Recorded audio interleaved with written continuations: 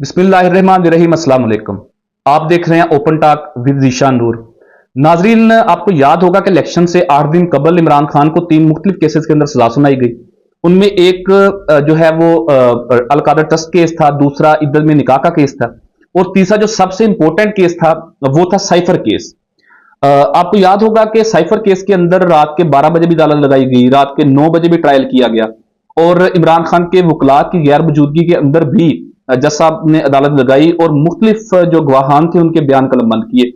और बड़ी जल्दी के अंदर इस केस में इमरान खान को भी और शाह महमूद कुरैशी को भी 10-10 साल की सजा सुना दी गई। लेकिन जितनी जल्दी के अंदर यह केस कंप्लीट किया गया ट्रायल कोर्ट के अंदर और इसके अंदर सजा सुनाई गई, अब यूं महसूस होता है कि शायद ये केस अब मजीद सस्टेन नहीं कर सकता, इसको सेटासाइड कर देगी इस्लामाबाद हाई कोर्ट। क्योंकि पिछले हफ्ते इस्लामाबाद हाई कोर्ट ने इस केस को टेकअप कर लिया है। और इसमें क्या पेशरफ्त हुई है, मैंने इसके ऊपर कोई वीडियो नहीं की थी। उसकी वजह यह थी कि यूं महसूस होता था कि शायद एक हफ्ते के अंदर अंदर ये केस कंप्लीट हो जाएगा। लेकिन जो प्रोसिक्यूशन है, एफआईए है, उनकी तरफ से डिलेइंग टैक्टिक्स इस्तेमाल किए जा रहे हैं और यूं लगता है कि शायद अब एक हफ्ता नहीं, कोई 2-4 हफ्ते, महीना, 2 महीने भी इस केस को लग सकते हैं।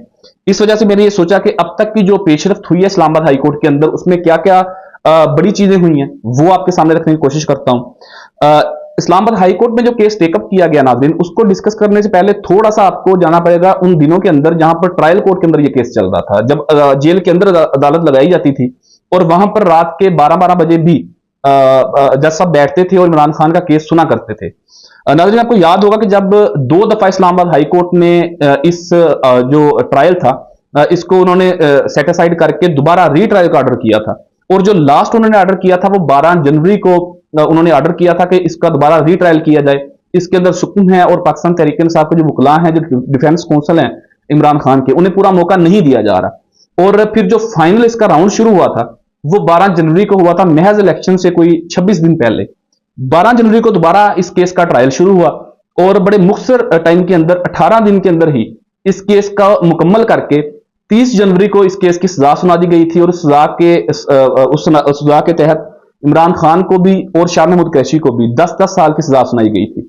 जब 30 जनवरी को यह सजा सुनाई गई, उससे 3 दिन कबल 27 जनवरी को ही इमरान खान का राइट ऑफ डिफेंस जो है वो क्लोज कर दिया गया था।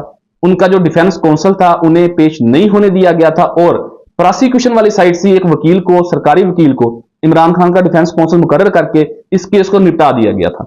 अब इस केस के अंदर इतने सुकून है नाजरीन के इसको इस्लामाबाद हाई कोर्ट सस्टेन नहीं रख सकती। और अब जो तकरीबन 4 से 5 इसके ऊपर हियरिंग्स हो गई हैं, उनमें क्या बुनियादी चीजें हुई हैं वो भी आपके सामने रखते हैं। पिछले सोमवार जब ये केस टेकअप किया गया तो इमरान खान के जो वकील हैं बैरिस्टर सलमान सफदर, उन्होंने एक जमानत की दरखास्त दायर की हुई थी और अदालत ने ये एक फेवर दी, ये बहुत बड़ी फेवर थी अदालत की तरफ से कि उन्होंने जमानत की दरखास्त जो है उसे साइड पे कर दिया और ये कहा कि हम इसको अपीलों को मेरिट पे ही सुन लेते हैं। और जब अपीलों को मेरिट के ऊपर सुनने की बात आती है तो जो कानून समझते हैं उन्हें अंदाजा होगा कि फिर डिवीजन बेंच बनता है, इसके ऊपर 2 जज साहब जो हैं वो इसकी समाअत करते हैं। अगर जमानत की दरखास्त दायर की जाए या रिट की जाए तो फिर उसके ऊपर एक जज साहब जो है वो उस केस को सुनते हैं। जब डिवीजन बेंच इस केस के ऊपर बना तो जो एफआईए थी, जो प्रोसिक्यूशन थी, उन्होंने ये नुक्ता भी उठाया कि जी ये जो साइफर एक्ट है 1923, इसमें इसके खिलाफ आप मेरिट के ऊपर अपीलें नहीं सुन सकते, डिवीजन बेंच नहीं सुन सकता, लिहाजा इसको सिंगल एक जज साहब जो है इस केस को सुने, जिसको अदालत ने ओवर रूल कर दिया और उन्होंने कहा कि जी इसको हम फाइनल अपने फैसले के साथ इस चीज को भी डिस्कस करेंगे। उसके बाद फिर जो डिफेंस काउंसिल है इमरान खान के भी और शाह महमूद कुरैशी के भी, बैरिस्टर सलमान सफदर, उन्होंने दलाइल का आगाज किया। तकरीबन 2 बजे उन्होंने दलाइल का आगाज किया और 1.5 घंटा उन्होंने मुसलसल इसके ऊपर दलाइल दिए। उन्होंने तमाम वो पॉइंट्स जिनकी बुनियाद के ऊपर, जिन नुकात के ऊपर ट्रायल कोर्ट ने सजा दी थी, उन तमाम को उन्होंने 1 बाय 1 अदालत के अंदर डिस्कस भी किया और उनको हवा में उड़ा के रख दिया। मिसाल के तौर पे उन्होंने ये जिक्र किया कि जी एफआईए ने जो एफआईआर दी थी इमरान खान के ऊपर भी और शाह महमूद कुरैशी के ऊपर भी, जो साइफर बेसिकली केस जो था साइफर एक्ट के तहत दर्ज किया गया था, उस केस के अंदर 4 जो हैं वो बुनियादी नुक्ते रखे गए थे। 4 बुनियादी बातों की बुनियाद के ऊपर ही इस केस को आगे लेके जाया गया। उनमें एक जो बुनियादी नुक्ता था वो ये था कि इमरान खान ने साइफर को ट्विस्ट किया। दूसरा नुक्ता जो था वो ये था कि इमरान खान ने साइफर को अपने जाती और सियासी मकासद के लिए इस्तेमाल किया। तीसरा जो इंपॉर्टेंट नुक्ता था वो ये था कि जी मिनट्स ऑफ मीटिंग तब्दील किए गए। नंबर 4 जो उनका पॉइंट था वो ये था कि जी इमरान खान ने ये साइफर गुम कर दिया। अब इसके ऊपर बैरिस्टर सलमान सफदर ने कहा कि जी इन्होंने जिक्र किया कि इमरान खान ने मिनट्स ऑफ मीटिंग तब्दील किए। अगर आपको याद हो नाज़रीन के 27 मार्च को जो मिनट्स ऑफ मीटिंग की बात की गई, उनकी तारीखें जो हैं वो बड़ी दिलचस्प हैं।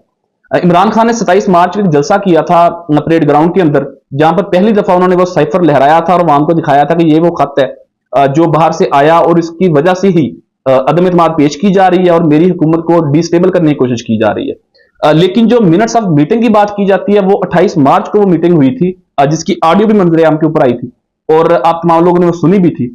तो ये बिल्कुल ही मुतजाद थी बातें दोनों, कि जो इल्जाम आयद किया था वो एक दिन बाद था और जो साइफर लहराया गया था वो एक दिन पहले था। एक तो ये पॉइंट उन्होंने उधेड़ के रख दिया। दूसरी बात उन्होंने ये की कि जी ये समझते हैं कि इमरान खान ने अपने जाती और सियासी मकासद के लिए इस्तेमाल किया। तो अदालत ने इसके ऊपर जो है वो रिमार्क्स दिए मियां गुल हसन औरंगजेब साहब ने। उन्होंने कहा कि जी आप ये बताएं कि इस साइफर केस के अंदर था क्या। अगर आप समझते हैं कि इसकी बुनियाद के ऊपर बाकी ममालिक से तल्लुकात खराब हुए तो आप वो पॉइंट्स तो लोगों के सामने रखें, आप अदालत के सामने वो चीजें तो रखें कि जी इसको डीकोड किया गया था और इन चीजों को तब्दील करके ये चीजें बनाई गई थी जिसकी वजह से बाकी ममालिक से पाकिस्तान के तल्लुकात खराब हुए। तो इसके ऊपर एफआईए के पास कोई जवाब नहीं था। तो इसके ऊपर दोनों जो मोअज़्ज़ज़ जज साहबान थे, जस्टिस आमिर फारूक और जस्टिस मियां गुल हसन औरंगजेब, उन्होंने ये रिमार्क्स दिए। तो ये तो महज एक सियासी तकरीर महसूस होती है, इसका जो मतन पढ़ के सुनाया गया। तो आप इस तरह की सियासी तकरीर के ऊपर इतने भोंडे तरीके से ये केस कैसे फाइल कर सकते हैं और कैसे ट्रायल कोर्ट इसके ऊपर सजा सुना सकती है। लेकिन जब एफआईए के पास कोई भी इसके ऊपर बात नहीं थी तो उन्होंने एक्सक्यूज किया कि जी चूंकि रमजान है और 5 बज चुके हैं, हम इस केस को कल पे रख लेते हैं और हमें तैयारी का मौका दिया जाए। जिसके बाद फिर समाज जो है वो मुलतवी कर दी गई थी। उसके बाद फिर 3 इसके ऊपर और हियरिंग हुई और यही सारी चीजें चलती रही। बज़ाहिर जो है वो एफआईए के पास साबित करने के लिए कुछ नहीं है।